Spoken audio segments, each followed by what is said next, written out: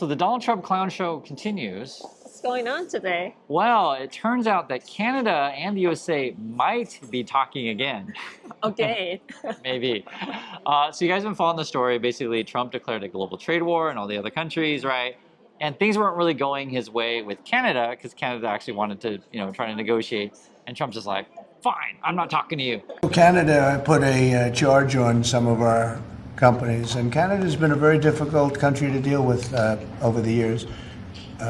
We hear Canada, we have a great relationship with the people of Canada, but it's been very difficult. And they put a charge, and they were a little bit early, we found out about it. So, and we have all the cards, we have every single one. We don't want to do anything bad, but they have, economically, we have such power over Canada. I'd rather not use it, but they did something with our tech companies today trying to copy Europe. They copied Europe. It's not going to work out well for Europe either, and it's not going to work out well for Canada. They were foolish to do it. And so I said, we're going to stop all negotiations with Canada right now until they straighten out their act. And he tweeted out this weird thing. It was like this really long tweet, and it's like all Canada, negotiations have stopped, basically. He basically wanted to kneel before me, but say, no, F you, close the door. Yeah, that's basically what it was. And so we got this crazy situation now where they might be talking again. And this is just breaking. And I need to put this in context to sort of how this makes sense. So essentially what it was is that Canada had this new tax that was going to be effectively start tomorrow. Like basically starting midnight Monday, Yeah. right?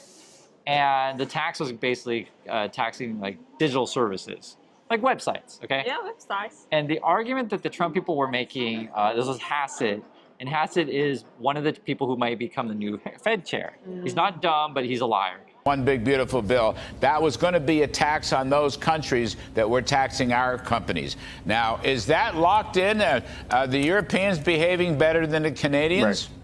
No, not really. Some of them, yes, some of them, no. But here's the thing, that if you have a business, you set up a Cudlow hamburger store in Canada, and you've got chains across the U.S., that when you make money in Canada, of course, Canada can tax it.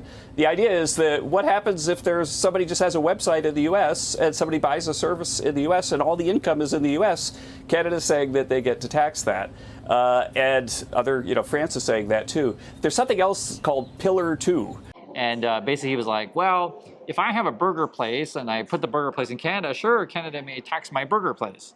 But we have these American companies and they just have websites. And I mean, why would they want to tax a website? Liar. I mean, it's like how Yeah. he's lying. It's not serious because immediately people were saying like, well, hey, what about Netflix? Yeah. What about something like Amazon? To act like these aren't real businesses. They sell nothing, right? Right. But this is actually an important part to understand is that when Trump put out their trade numbers to say that, look, all these countries treating us, they actually don't count much of the digital services. That is a large part of American economy these days. And it was, when I see that number, I thought Canada is very generous. Trump before, he taxed like 100%, 50%, right, 30%, but Canada only did 3%. Yeah, so it's not like a crazy high, like tax. Trump did. Yeah, It's kind of reasonable, right? Now, I'm actually quite curious, because I don't know, and I don't know if you know, but in the USA, we have actually a major problem with big companies. We call it tax shelter. Yeah, they don't pay tax.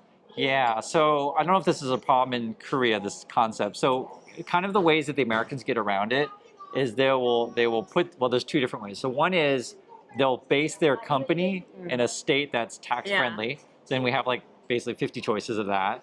So that's kind of sleazy, I've always thought. So that's why, Tesla moved to Texas. Yeah, no, that's a good point. Or sometimes they'll base their operations in various countries. So popular ones would be like, we say Cayman Island, somewhere like basically south of Florida, like these islands. Or Ireland's another one that they go to also. There may be other countries out there, but I'm just giving an example. And so this idea, though, why it's a problem is if I have, like, say, my offices and, we'll put them anywhere. We'll put them in San Francisco or I put them in New York or whatever. And I'm like, well, I don't really want to pay taxes. I'm just going to pretend that all of my companies in Ireland, right? And even though like literally you have like your biggest offices in, say the USA, so then those companies then can avoid paying local taxes that would help the local community. And hopefully we'll be fine with Canada. I love Canada. Frankly, Canada should be the 51st state, okay? It really should, because Canada relies entirely on the United States. We don't rely on Canada.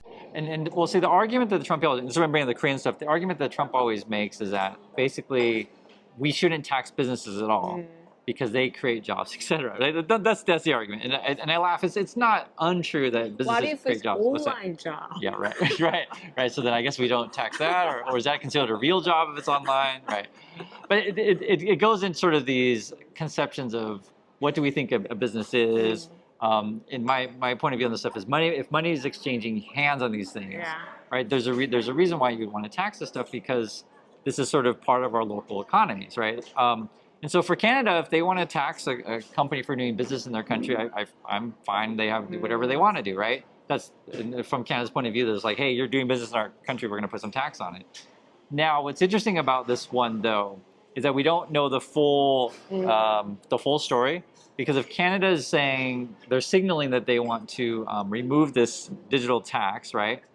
But it can't necessarily be that simple, because Carney doesn't have the power necessarily to do it all by himself, right? It's got to go through Parliament. Yeah. So this is something that was passed in Parliament before. It's supposed to take place starting tomorrow. And then the news broke, this is Wall Street Journal and everyone's breaking it, like it basically like 11 p.m. right before the midnight deadline of when what it was is the taxes, there were going to be new taxes going forward, and then and then older taxes from like say the past year or so. So they're going to have to pay, these digital companies are going to have to pay like billions of dollars. So it's actually quite a bit. Yeah. So that's where it's like, I'm sure Apple and Google and stuff are on the phone to Trump and they're like, yo, you got to figure out to do something with Canada. So this is where the negotiations are going to come into play. What is Canada going to figure out to make this work? Because I don't think Canada's just going to cancel this for nothing. No. I kind of doubt that.